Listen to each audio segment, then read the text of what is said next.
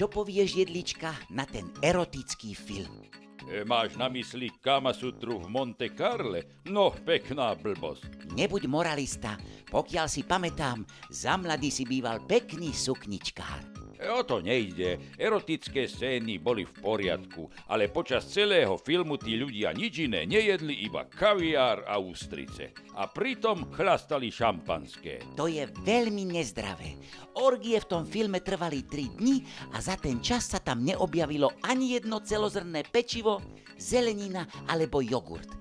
A navyše celý čas mali zažaté všetky svetlá a k tomu ten obrovský vyhrievaný bazén a sauna, kde sa odohrávali niektoré chúlostivé scény. Účet za elektrínu musel byť obrovský.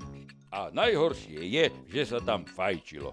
To by sa dnes, kedy sa Európska únia snaží tento neduch vykoreniť, nemalo. Ja mám všetko pod kontrolou.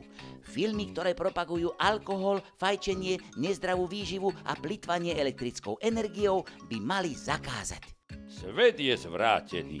Ten film sa nepáčil nikomu, dokonca ani nášmu Adamovi. A mladá generácia je na takéto veci veľmi citlivá.